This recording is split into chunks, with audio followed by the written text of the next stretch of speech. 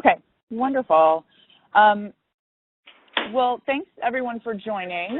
We'll do a very quick round of introductions just so we know who's on the phone. And this is Jennifer Miller-Herzog with the Land Trust Alliance. I'm the Chesapeake Program Manager. You all know me by now at this point. And welcome to our webinar and discussion with the Chesapeake Conservancy. Cass, if you go to the second slide on the agenda, I just want to go over what we'll cover on today's call. I want to give you all some context for how our consultancy with the Conservancy got started and what was the impetus for that. Chesapeake Conservancy will do a presentation brief and open to questions, I think, on their previous and current work with Land Trust, just a flavor of that anyways, a couple of examples to let you know how their tools have been applied to land trust and land conservation work. We'll have a couple of spots for questions and discussion during the conversation today, during the agenda. And then we want to bump it out to all of you to share in brief what your project is, sort of what you'll be doing and what your goals and outcomes are for that project, and then how you see GIS data and analysis playing a role in that project. So no more than 3 minutes, but I'd like the group on the phone to get a sense of the kinds of projects that are out there among the Land and Water Initiative grantee pool for this year, because there are some of you who I think, some of you will have totally unique situations, and then there are others who may have projects that are similar and have some synergies, and we could do some shared learning around that. And then I will cover some process and timeline and next steps at the end of the call. Cass, does that cover our agenda well, do you think? Is there anything you'd like to add on the agenda? Yeah, that sounds good. I did want to just make a note that we are highlighting projects that we've done of similar size to what we'd try to tackle with any of you through this work. And so while we've done bigger projects like the ones that were highlighted on that webinar, we wanted to talk about ones that are kind of a similar size and scale. And okay, those are going to be presented. Louis is the next slide. So we have Louis Cadell on the line with us as well. He's going to present. Oh, yes. Yeah, I just wanted to ask about the agenda. Sure. Before you launch into the project, I want to just give a quick context for our consultancy with you overall. Is that okay? Yep. Okay. And then I want to hear who's on the line before we launch into that as well. So first, to give you a sense of how this project with the Chesapeake Conservancy came to being, as you all know, the Land and Water Initiative is 2 years old. The goal of the initiative is to accelerate strategic land conservation and enhance stewardship on conserved lands expressly for water quality. So there is a very refined water quality lens on the projects that we're funding and the work that we are helping land trusts evolve into doing. And there is a very strong focus on using the best available science to help identify, prioritize, and implement work on the ground. So Chesapeake Conservancy, as you all are aware and will learn more about, have a suite of tools that they have developed to date. They're always developing new things. They've been very responsive to projects that come their way. And in the first year of the Land and Water Initiative, there were a couple of projects that came through the evaluation process and were funded that had wanted to work with the Conservancy to use some of those tools for their prioritization of work. And you'll hear about a couple of those today. But we found that, about 4 or 5 months into those projects getting started, we were doing some sort of matchmaking and brokering of relationships between land and water grantees and the Conservancy, helping those connections get made. And we learned that it would be helpful to have some initial resources, even small resources, to help build that relationship and help get grantees, some of the resources that they need around GIS data and analysis. So when we got the second year of the grant program off the ground and we were in the process of evaluating all of your projects, we also started a conversation with Chesapeake Conservancy about a consultancy with them during the year that your projects were all underway, and wanted to be able to work with them on a suite of your projects and to fund that with additional support through the contract to be able to, provide you with some additional resources. And then, we at the Land and Water Initiative could learn from that suite of projects about what land trusts need with regard to GIS analysis, capacity, and tools to do that prioritization work and implementation work more effectively and with a tighter and more precise water quality lens. So that's how we got here today. We'll talk later about the mechanics of how and the sort of amounts that we anticipate will be available. Our total contract with the Conservancy is $15,000. There may be limited opportunity for me to adjust that up.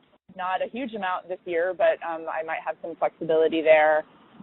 We'll talk about the process of how you all work with them to develop scopes of work, et cetera, later. So I just wanted to provide that context. I think this will be a great learning opportunity for us as a group, for the Land and Water Initiative as an initiative, and the Conservancy too, about how to better support land trust work. So, and then can we do a quick round of introductions on the phone? Cass, I think you have folks muted. I know we have our Shenandoah partners on the line, folks from West Virginia Rivers Coalition, a couple folks, I think, from Piedmont Environmental Council and Land Conservancy of Adams County. But can we go around in that order and just have people say their name and organization? And then if I've missed anyone. Were you starting with the Shenandoah Valley? Shenandoah Valley, who do we have? Just Kim Woodwell here from Shenandoah Valley. Perfect. Thanks, Kim. Who do we have from West Virginia Rivers? David Lillard. And Autumn Crow. Hey, Autumn. Thanks for joining us. And then PEC, who's on? Hi, we've got Claire Catlett, Tiffany Parker, and Watson Randolph from PEC. Hello. Great. Hey, Watson. How are you? Thanks for joining us today. Good to hear your voices. And then Land Conservancy of Adams County? Hello, this is Sarah Kipp, just me. Okay, great. Hey, Sarah. And then who have I missed? Adam Webster from the West Virginia Land Trust is on right now. Oh, great. Hey, Adam. Wonderful. And West Virginia Land Trust is a partner on West Virginia Rivers Coalition grant. So thanks for joining us. Anyone else that I missed? All right. Great. Cass, now I will turn it over to you all. Yes, I'm sorry. That's my just chronic bad habit is jump too far into the weeds too quickly. So thank you for you're good. You're good. pulling that back. So thanks everybody for joining us. I'm going to pass it over to Louis Cadell, who's a senior geospatial analyst with us, to talk about some of the work that he's led with land trusts around the Chesapeake, just as some examples, and then we'll have plenty of time for discussions and questions. All right. Hey everyone. So just to give a little context, the Conservancy just seeks to connect, conserve, and restore the lands and waters of the Chesapeake watershed, and the Conservation Innovation Center, which is kind of the GIS branch of the Conservancy, seeks to use GIS analysis and innovative methods to further all of those goals.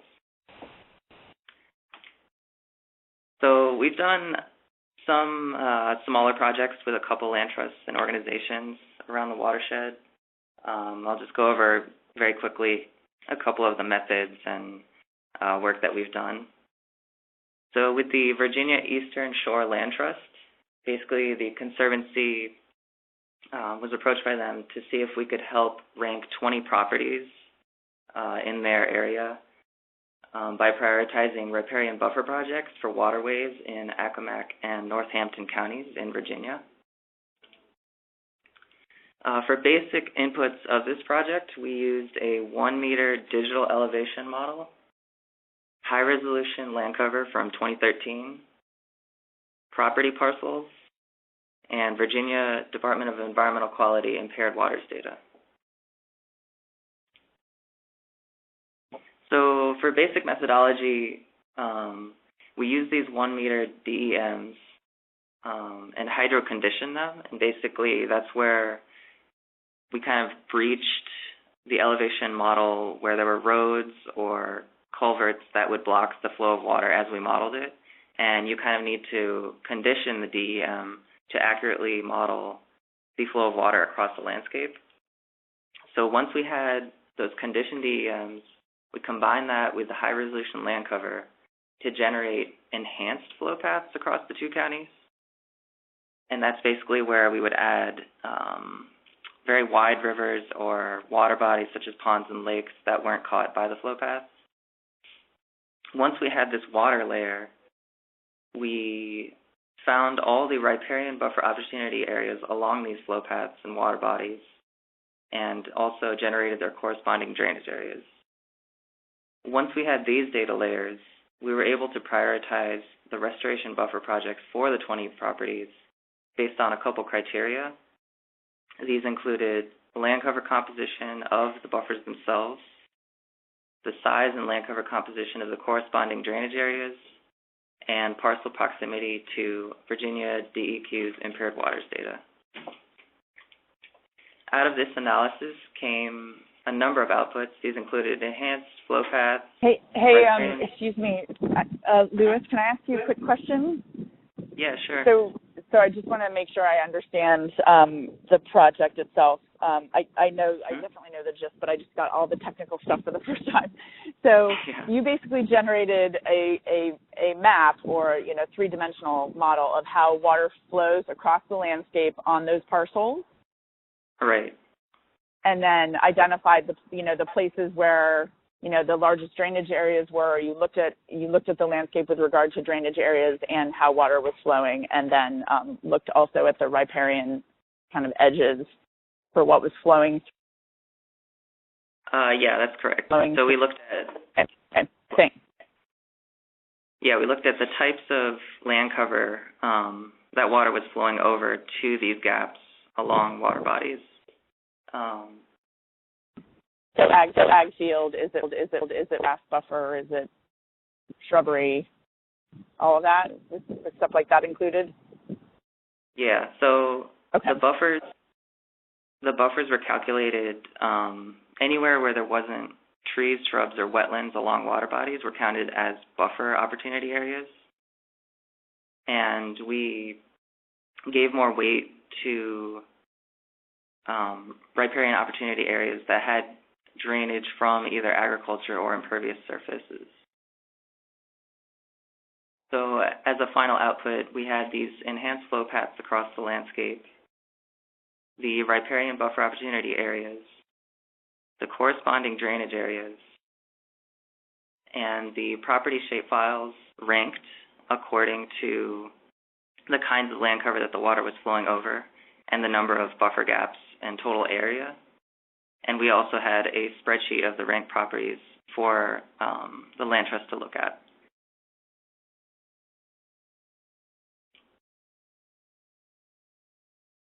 So we also did some basic GIS work for another organization, an initiative called Envision the Chop Tank.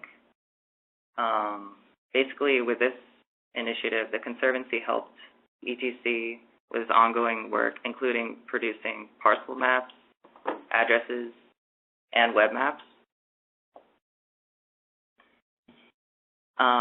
These were just a number of fairly simple analyses and data formatting projects that we did. Many times, Joanna, who works at or leads the Envision the Chop Tank initiative, would pass shapefiles and addresses, and we would add any additional ancillary data sets and process any raster data or any help that she needed. So depending on the request, the Conservancy would create parcel maps. We would add our own data. We would process anything that Joanna needed help with. This included creating addresses through geocoding from spreadsheets. We would either pass these back to her for her use, or we would create maps for her. And in addition, we also created web maps where we would publish the GIS data reformatted and hosted on our server. So outputs were fairly simple, but frequent. It was on an as-needed basis. And as I said before, we can customize, to meet the land trust needs. And finally, for the Shenandoah Valley, yeah. I have a quick. So for Envision the Chop Tank, how are they using the data that you generated for them, or the mapping? Can you speak to how it's being used and implemented on the ground by that collaborative process? Mm-hmm. So, for example, this map here, I kind of got rid of all the landowner information for each of the points on the map, but these are different addresses that Joanna sent to me. And basically, the initiative was looking at different parcels for acquisition, and they were looking at different priority areas, and they basically wanted to know what addresses fell within the region of interest and what addresses fell within each of the 5 priority areas. And so it was a very, fairly straightforward, simple overlay, but definitely it was very helpful for their efforts in targeting landowners. One thing to note, too, is that Lewis has built, because we have these web maps now, Joanna can go in and answer some of these questions herself. And so particularly the Alliance for Shenandoah Valley, I think, had mentioned wanting to have some kind of open source or user-friendly GIS capacity to be able to just do and automate some of these analyses without needing to call us or have any kind of special technical expertise. And that's been a sort of another great output of this, and Lewis's work with Joanna, is that she now is able to do some of that stuff herself. Great, thanks. This is Jim Baird. I just had a question in terms of you're showing these colored areas. Is there any anything attached to those colors, or is that just you want to show the 5 areas, or is there some prioritization that you're doing across those portions? These were just to differentiate the areas. In this map, they didn't necessarily mean anything, which is why there was no legend. Great. Yeah. Okay, thanks. Yep. Hi, this is Chris from Land Trust. Yep. I maybe just missed how to do this from your email. I downloaded, Join Me or ran whatever script was supposed to happen. Do we need to create a login to get in and see what you're doing? Am I the only one that's not past this point? No, you shouldn't. Yeah, it wants me to either sign up or create a login. It's not just something me to... Okay, can I call you separately? We can see if we can troubleshoot that. That's fine. Okay, cool. I'll do that now. Okay. Was that Kristen? Yes. Kristen, I'll also email you the PDF in case you need that as a backup. That's fine. Just email me the PDF and I can follow along with that. Okay. That's easy. Okay, cool. Oh, wait. No, so you sent the video YouTube. That's different. No, I don't have the PDF. If you could send that, that'd be great. I'll send the PDF right now. And Cass Perfect. and Lewis, you can go ahead and continue as you wish. Thanks. Okay. Yeah, I think Kat stepped out of the room actually, but I'll keep going. So we also helped the Shenandoah Valley Battlefields Foundation, and similar to Vessel, we kind of were there to help them to prioritize areas for both restoration and historic preservation. The turnaround on this project was actually very fast, so we weren't able to generate the enhanced flow paths that we were for the Virginia Eastern Shore Land Trust. So instead, we needed to use the NHD plus surface water data, which is freely available government data online. Other inputs included the high-resolution land cover and any prioritization data layers that the land trusts thought were relevant. So for basic methods, we identified restoration opportunity areas along this water network, very similar to the Virginia Eastern Shore. Any buffer areas along streams and waterways that did not include trees, shrubs, etc. Once we had these opportunity areas, we intersected them with the parcels of interest and prioritized along the following criteria. This included proximity to historic battlefields, whether they were under conservation easement, public lands, proximity to impaired streams, and land cover and prime soils of interest information along these parcels. And through conversations, we gave different weights to these, and were able to come up with a map which kind of highlighted those parcels of interest that they could focus on. You can see those on the right here. And all the parcels of interest were in green, overlaid on the battlefield core area in black.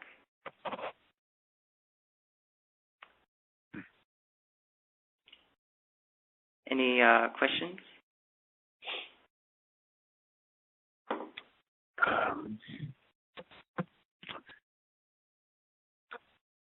So this is Kim Barrett. Go ahead.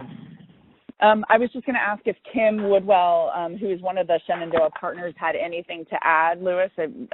I would offer that space to you, Kim, if you want to make any observations about how you guys are using these apps. And then, Jim, we'll get to your question right after.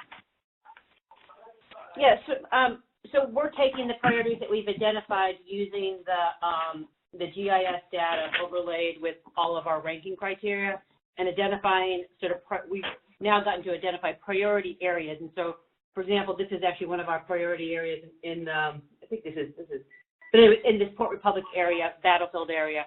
And now we're taking, we're now using trying to develop the landowner outreach, using all the connections of the 6 groups that have formed the collaborative, which is the Watershed Group, the Battlefield Foundation, Regional Conservation Group, 2 land trusts, and a county purchase of development rights. And so all of us sitting in a room trying to figure out who knows whom of all those different landowners and trying to develop a strategy for to reach out to these landowners and ultimately get some work done. So this has been really useful for us to sort of justify where we're doing our work by using the ranking criteria and having to do the prioritization for us through the GIS mapping. Great. So this is Jim. So Kim, can you just elaborate a little bit? So you're when you said to get the work done, is that conservation implementation? So for us, a conservation act is either getting someone to do an upgrade to an existing easement in terms of some water quality provision, stewardship on the ground, or getting someone who has getting a new easement.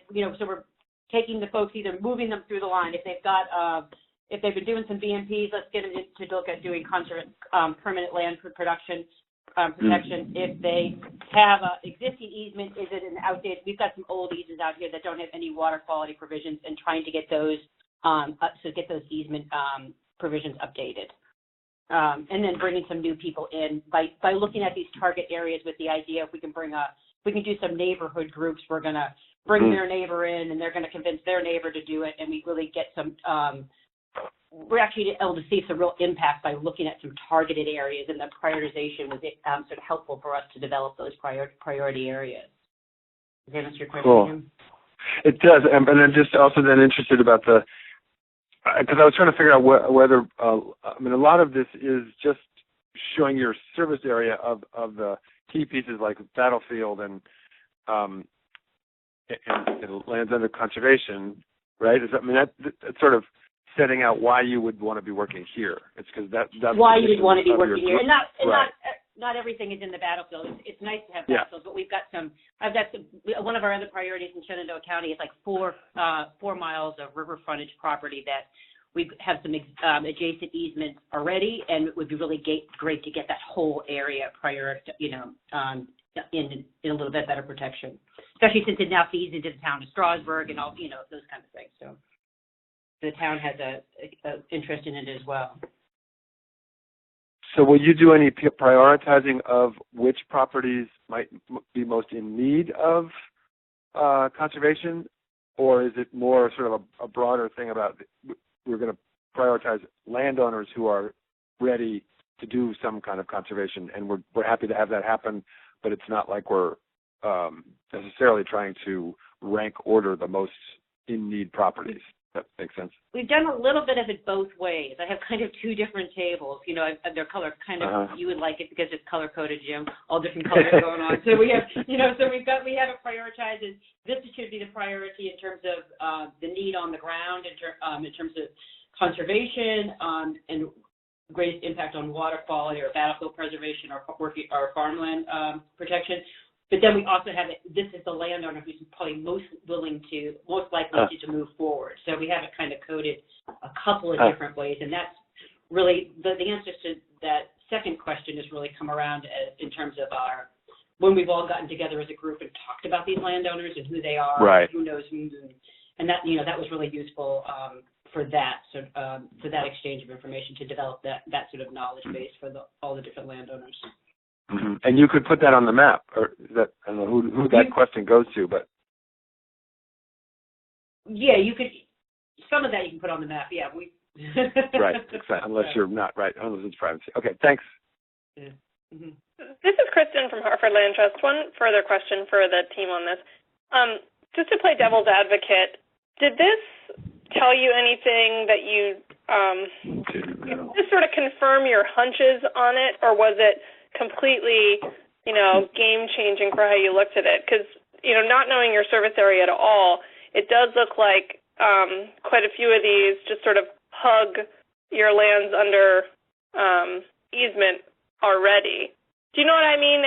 Was it sort of a real eye-opener, or did it confirm your thoughts anyway? It was definitely, it confirmed a lot of our thoughts, which was sort of reaffirming for many of us working in the field. But I do say it did bring to just the conversations.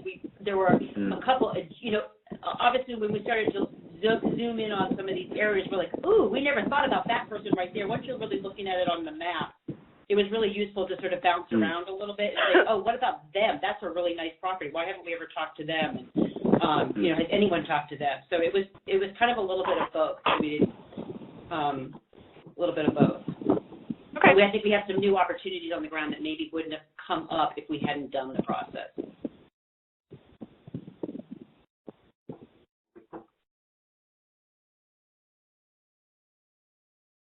Does anyone else want to speak to that, or does anyone have other questions for the Chesapeake Conservancy team about these projects?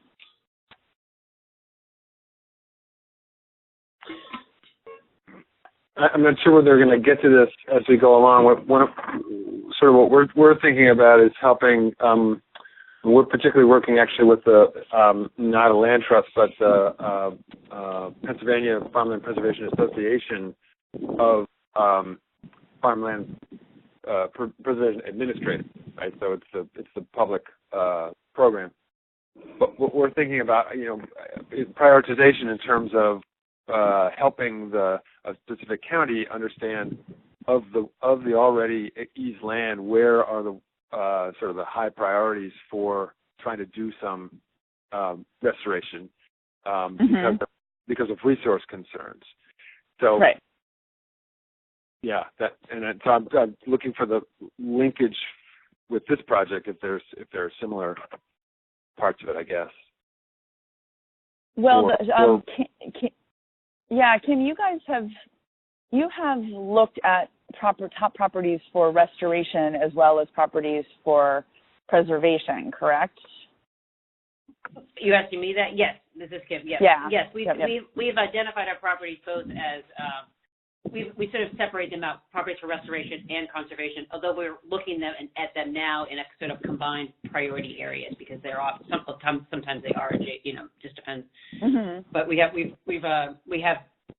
the GIS analysis and ranking criteria to identify two separate sort of targets: the restoration versus conservation. And the restoration, of course, would be getting the BMPs on the ground, or in the water quality, in the areas of water, the actual water on the ground, the quality of the water on the ground, stream restoration. Yeah. So that's really interesting, and I'd love to. I don't quite have it in my mind yet. What you guys for Chesapeake Conservancy, how you can look at a bunch of parcels and say, parcel A is the highest and parcel, D is the lowest in terms of restoration priority? Is that because of the amount of water that's flowing, or is it because you can see that there's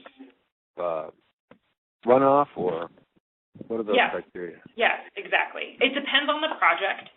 So sometimes if the questions are about water quality, the criteria that will be used to rank parcels will be mostly aimed at understanding runoff potential, pollution reduction potential from available project space on a property, soil loss, land use, lots of different things. And so that's kind of just one approach, but there are other criteria that folks are interested in, like habitat, historical value, indigenous cultural value, and lots of different criteria. So it definitely just depends on the questions that the groups are asking, how the parcels are ranked. Right, because that's how we're differentiated by the particular outcomes we want to see, but we're together on the reduction of nitrogen, phosphorus, and sediment. Yep, that's right. Yep. Other questions?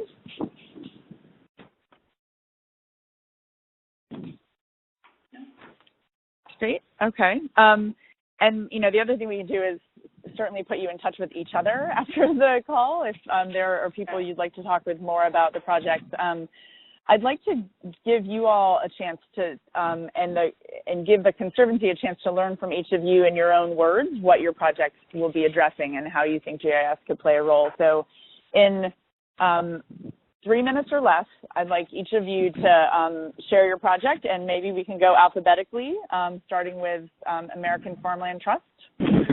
Okay.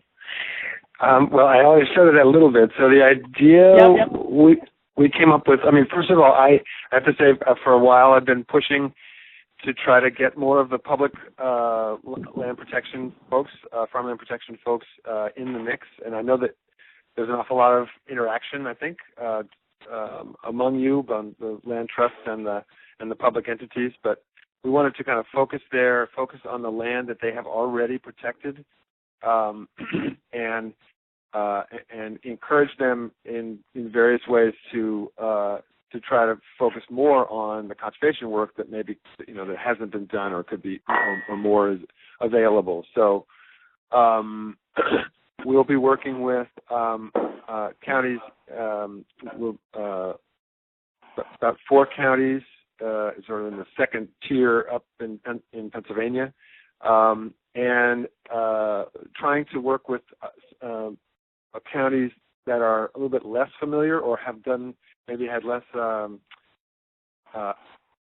ability to do this kind of or very much conservation work, and some who have done more. So we get to learn a little bit about the organizational part of this and what can help a given county to maybe be able to have a higher level of restoration work in with the land that they've already preserved. Sorry, that wasn't very succinct, but hopefully that gives you an idea. Great, thanks, Jim. Kristen from Hartford Land Trust. Sorry, I'm multitasking eating my lunch. 1 second. Fair enough. Okay. So I'm the Executive Director, Kristen Kirkwood, for the Hartford Land Trust. We're, for those of you that aren't familiar, we're a county in Maryland that more or less sits right on the Mason-Dixon line and to the very west of the Susquehanna River as it meets Chesapeake Bay. This is the first year of the grant for us. We are focusing on land preservation at this point, not necessarily restoration, and the co-benefits our preservation has for water quality, which has always been a priority for us. But we have never really used GIS or done any analysis in any systematic way. So we're hoping through this grant to do a conservation plan where we are sort of re-articulating what our land selection criteria are, and then working with Chesapeake Conservancy to do a mapping of that to identify target areas as well as some parcels ideally, and also to get our own GIS system up and running and make us a little bit more dynamic in our use of it.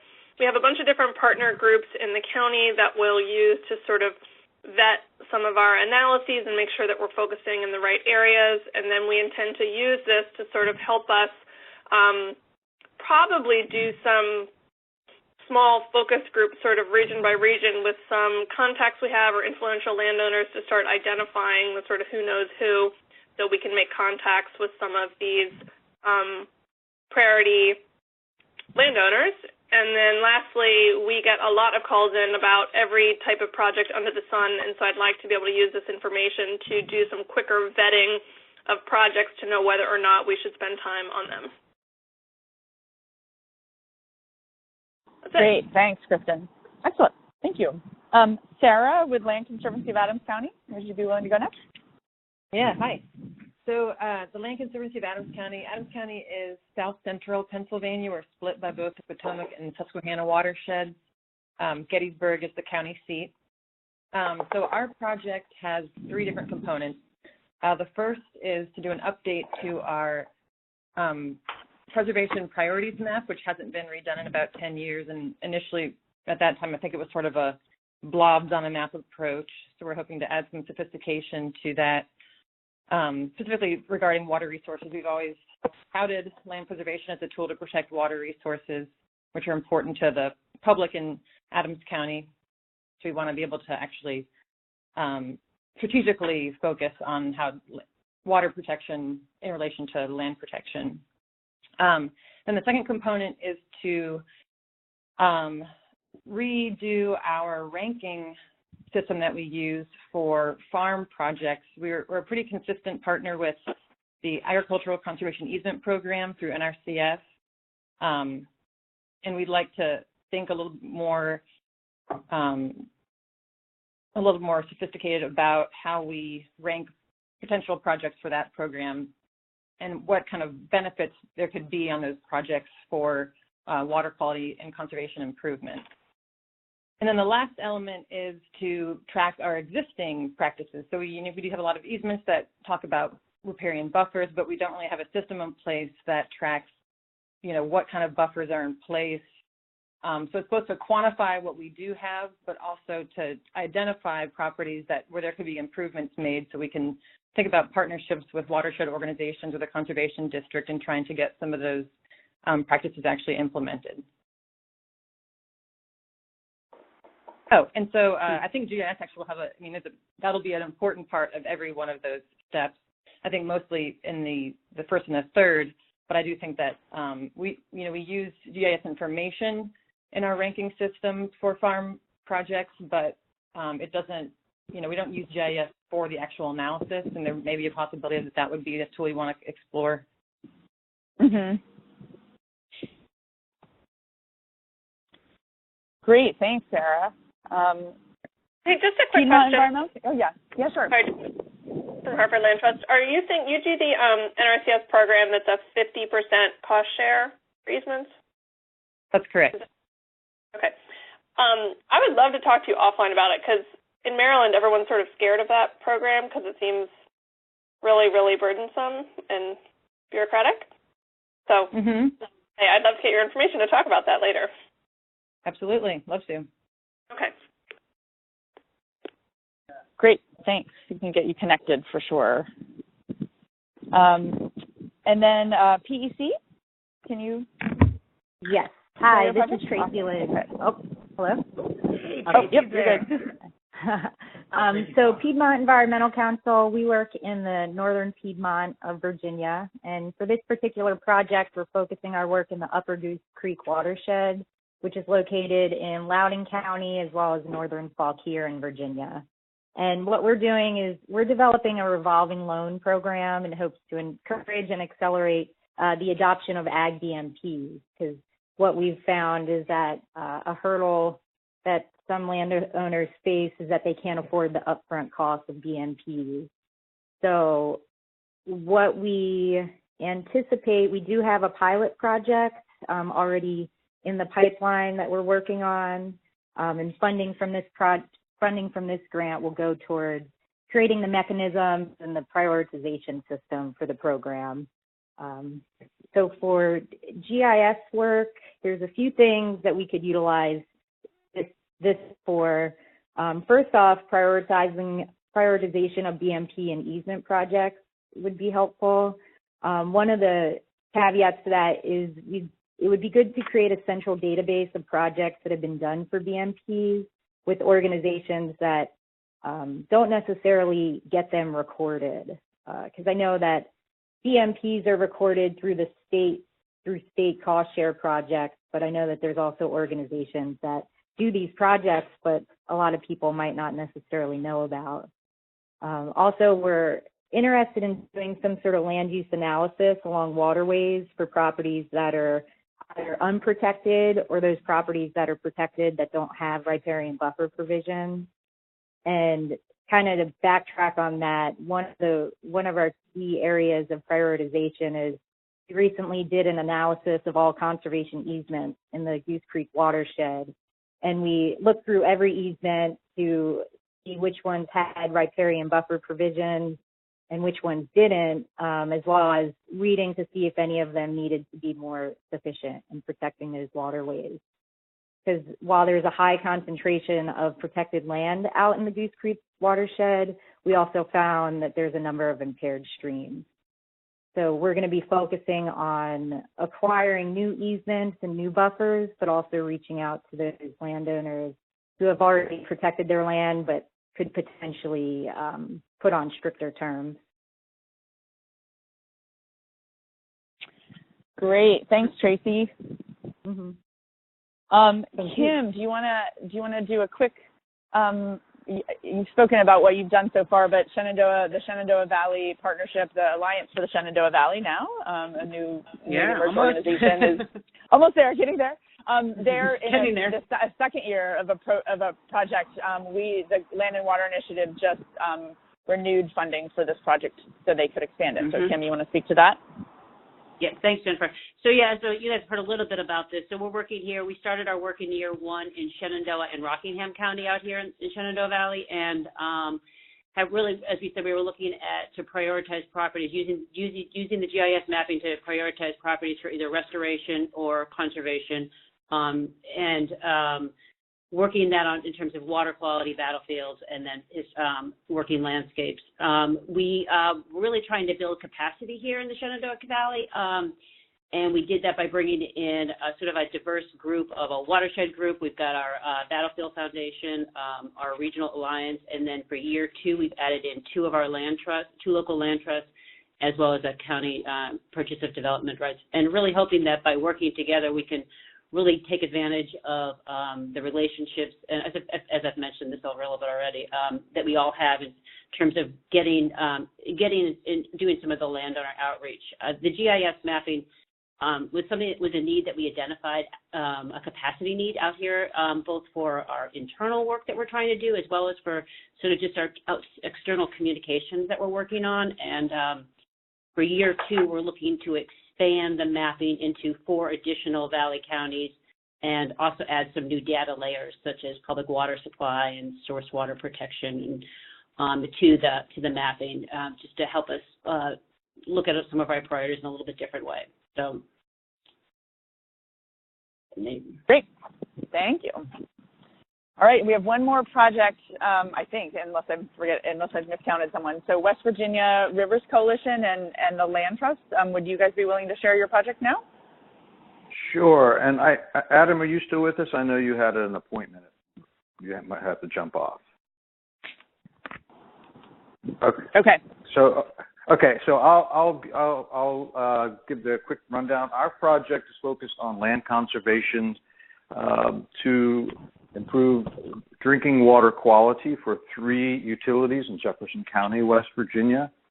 And so far we've used GIS to create our project focus maps. We utilize the really terrific existing green infrastructure map that was produced by the Conservation Fund, and it charts land use, protected lands, public lands, forest type, cultural resources, waterways, and that sort of thing. And then we use the GIS mapping of the zones of critical and peripheral concerns for drinking water protection for these utilities. And these are areas where have high conservation values, both in terms of runoff, but also in terms of emergency management. So we have this combined map to inform our target areas for conservation. And then our next step is to develop parcel maps. But we'd really like to, if we could avail ourselves of this technology, is to drill down deeper with those flows so that we can then, as others have said, get the right people in the room. We're working with 7 land trusts to begin to see these are the parcels and even segments of parcels that would have the highest value, conservation value for drinking water, and then do the who knows whom and how are we going to go about getting that. Our goal this year is to have a more detailed conservation plan for these 3 utilities, and this would help us really prioritize specific parcels beyond the general zones of critical and peripheral concern. We also think it would help the land trust work with the landowners who already have easements that may not have BMPs on them, and having shared the information with some of our agency partners like the Conservation Agency, the Department of Forestry, who are not working on land conservation but are working to implement BMPs, it could also help inform their strategies on which landowners to target. And then finally, we have public lands that are not implementing BMPs of any kind. And so if we had, anything from public golf courses to streamside parks. And so with this kind of information, we feel like we could begin to work with them to get some BMPs on public lands. Great. Thanks, David. And so folks David, know, Westford. Oh, go ahead. Oh, question? So just to confirm, your priority parcels are in Jefferson County? Primarily, we're also working in Berkeley County because those streams feed the drinking water for Shepherdstown in Jefferson County, and they're doing a terrific job there using the RCPP program to implement easements that already have BMPs on them, and they have those written into all of their easements at this point. But again, it would help them target landowners. Great, thank you.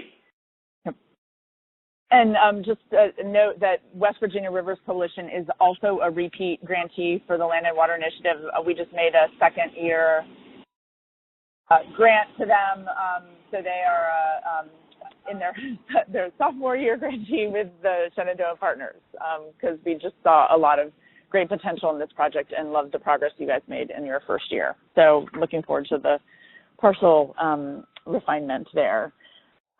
So do people have questions for each other at this point, or are there points in any of your projects that you'd like to discuss at this point with each other?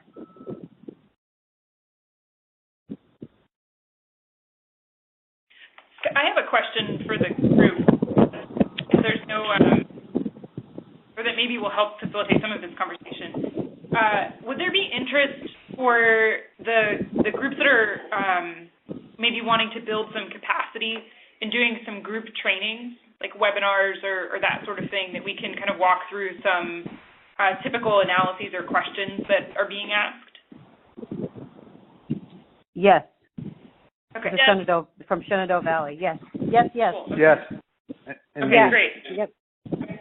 I think that we can, we can, okay, all right, awesome. So I think we can try to schedule like a webinar series and record them, the same that we're recording this, just so that that's available as a resource for folks. Yes. And I think that'll help with a lot of it's a theme, I think, throughout a lot of this, but thank you for that. This has been thank you for asking. This has been a big hurdle for us. Mm-hmm.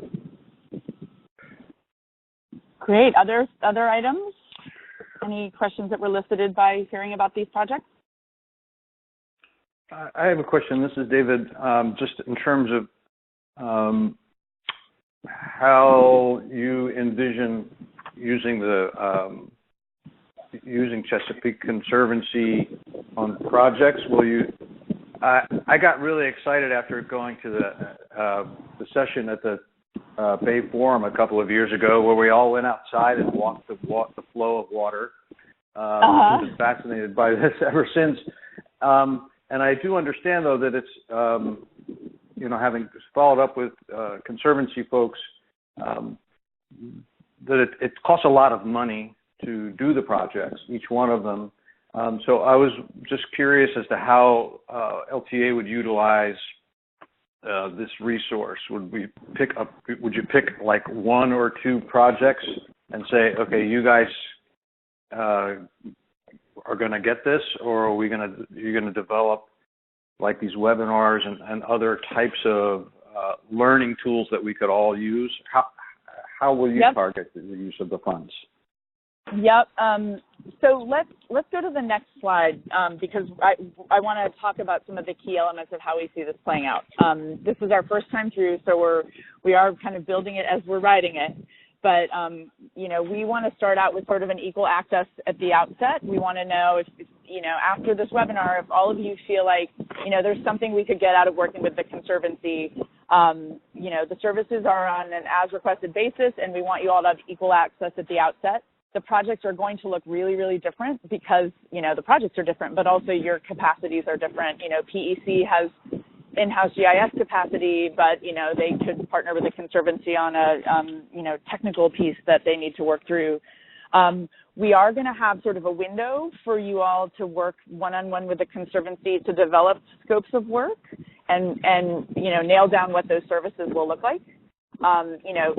People may get into that process and say, this actually isn't what we need, or we could do this, for cheaper than we thought, or whatever. So I think there will be a process over the next 6 weeks where we want each of you to interact with the Conservancy. That Cass and Lewis have gotten a good introduction conceptually to what you're doing, and then they need to talk with each of you one-on-one about the specifics. And then sort of towards the end of July or thereabouts, I'll sit down with the Conservancy and look at sort of what are the projects we have laid out. We really do want to, try to spread these resources as equitably as possible. So we'll look at what we have. And then you will all have a specific point of contact for your project at the Conservancy. So you'll have your go-to person so that, no one becomes a bottleneck for you getting what you need and for us moving through these.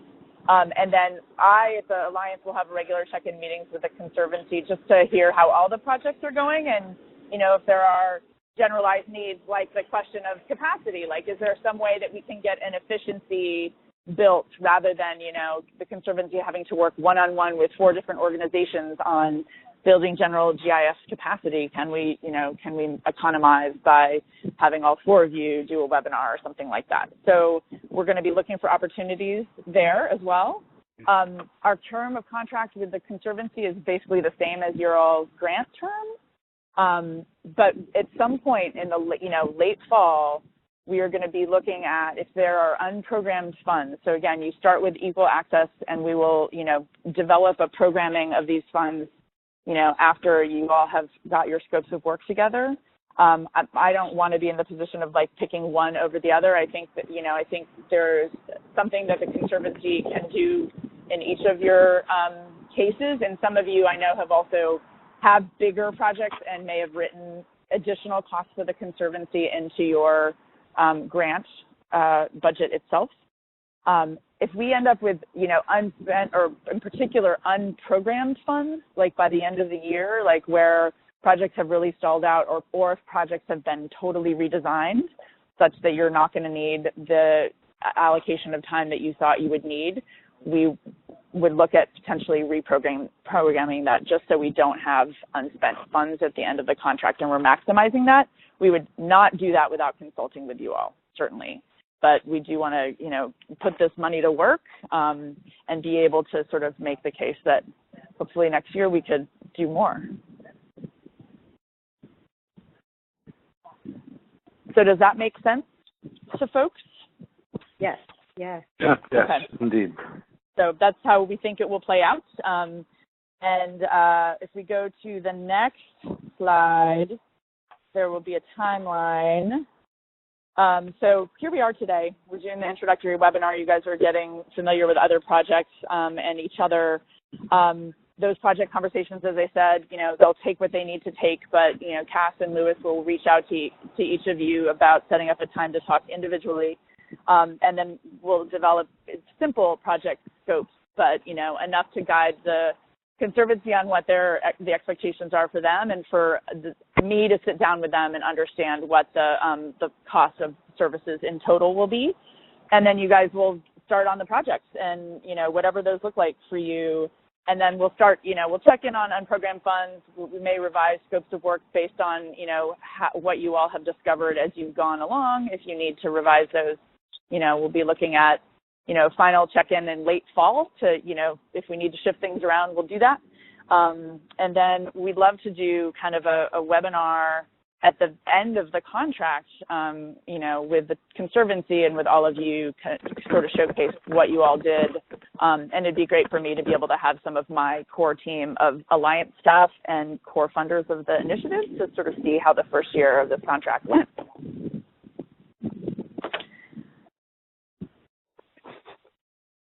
So that's what we think the timeline and process will look like. And are there questions or at this point? No, I think it's helpful. All right. Okay, great. And are there any other items sort of for the good of the order as well at this point? Because we've wrapped up on our formal agenda. I think the last slide in the deck is just how you reached Cass, Lewis, and me. But Cass, the Chesapeake Conservancy team and I will put our heads together and follow up, sort of with the next steps, and you can start scheduling your one-on-one meetings to talk about scopes. Cool. Good. Great. Yeah, great. This is great. This is really helpful. Thanks, Jennifer. Mm-hmm. Excellent. Yeah, thank you, great. Jennifer. Well, I'm glad. It's great to hear you all together and talk about your projects. I think it's going to be a really exciting year. So let me know if any questions come up after the fact. We'll send out the link to this recording too if you want to have another look, or if there were colleagues involved in the project you think would be interested in listening in and were not available today, you can share that. So great. Thanks everyone for joining us, and look for more very shortly. Great. Thank you. Bye-bye. Perfect. Thank you all. Have a good rest of the week. Have a good weekend, everybody. Bye-bye. Bye. Bye-bye.